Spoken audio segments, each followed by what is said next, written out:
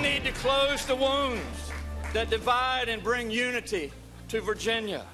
Whether you voted for me or not, we are all Virginians. And I hope to earn your confidence and support as we move forward. Tonight, we declare the days of division are over. We will move forward together. This is exactly who we are, New Jersey. We have each other's backs. To believe in each of us is to believe in all of us. Democrats Ralph Northam and Phil Murphy, governors-elect of Virginia and New Jersey, preaching unity after their big wins earlier this week. Some pundits say the GOP wipeout was a result of growing anti-Trump sentiment, and the results prove that Trumpism could be fatal for Republican candidates. President Trump tweeted his thoughts on the Virginia race. Ed Gillespie worked hard but did not embrace me or what I stand for. Don't forget, Republicans won 4 of 4 House seats, and with the economy doing record numbers, we will continue to win even bigger than before. End quote. So is the president right, or were the voters taking a stand against Trumpism? Let's ask Fox News contributor and Wall Street Journal columnist Karl Rove. So, Karl, welcome. You heard the president say Ed Gillespie's problem was he wasn't for Trump enough. You agree? No, I don't. The president's popularity in the state was 40%. His disapproval was 57%. Those that strongly approved of the president's performance were 1 out of every 5 Virginians, 20%. And those who strongly disapproved of him were 47%. And among that 47% who strongly disapproved of the president's performance, 95% of them voted for Ralph Northam for governor. That's a better than almost 2.5 to 1 ratio between those that strongly disapprove versus those who strongly approve. Here was the striking thing to me, Karl, about Virginia was just that record turnout by Democrats. I mean, Ed Gillespie, just take Loudoun County. Ed Gillespie won that narrowly. That's a Northern Virginia county that's kind of a bellwether county, as you know so well. He won that in his Senate race in 2014 narrowly, 400 and some votes. He lost it by 23,000 this time. Yeah. Democrats poured out there. They were motivated by something, and is your view it was just send a message to the president? Oh, sure. Statewide, the turnout was up 16% over 4 years ago, over the very hotly contested gubernatorial contest in 2013. Loudoun County, it was up 31%.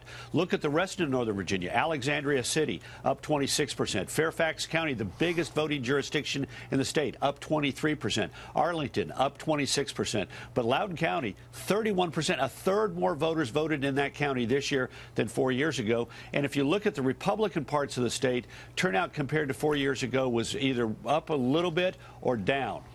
All right, so there's a contention among some of the Steve Bannon types, Donald Trump supporters, that if Ed Gillespie had somehow wrapped himself around the president's agenda more, for example, if he'd come out strongly for a wall on the Mexican border, if he'd hit hard on legal immigration, somehow that would have driven up that Republican turnout.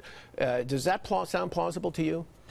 No, it doesn't. Look, Ed Gillespie ran almost 6 points ahead of the average of Donald Trump's favorability in the state. That says something about Gillespie's message, which was about big chunks of it. Here's what I'm going to do to grow the state. Here's how I'm going to cut the taxes to make us more competitive. Here's how I'm going to increase innovation. Right. Here's what I'm going to do: education, public safety. He had a very substantive campaign, and that allowed him to escape some of the gravitational pull of the president in the state, but not all of it. And look, Washington, D.C. suburbs, which cast over a third of the vote in the state, right, they pay a lot of attention to what goes across the river there in Potomac. A lot of them are government employees, and they pay close attention to the president and what he's doing. And they sent a resounding no message to this year. All right, but that point about Washington, does that mean that, in fact, Virginia is a unique state? Obviously, Hillary Clinton won it by 5 points. Gillespie lost it by 9, so it's a bigger margin. But is this somehow a unique state? Because here's what I saw in other races around the country: Washington State, Manchester mayoral incumbent, New Jersey. There wasn't a lot of good news for Republicans anywhere. No. Look, there's a short-term issue for Virginia and a long-term issue. The long-term issue is that Virginia is no longer the northernmost southern state. It is now the southernmost northeastern state. So there are changes inside this state that over the long haul, which have been bad for Republicans. But in this election, this was all about President Trump. The Democrats made it about President Trump, and then Ed Gillespie had to parry that. And he ran ahead of Trump's favorability rating in the state, but the favorability rating was too low to allow him to escape the gravitational dark hole, if you will, black hole of the president's unpopularity. All right, so what's the signal? What's the signal for the Republicans running in 2018? Because I know from talking to them, most of them are saying, wow. I'm worried. Yeah. What do they have to do to bridge the wings of the party, the Gillespie wing and the Trump wing? Well, there's one good piece of good news out of this, which is that most Democrat candidates next year are not going to be like Ralph Northam.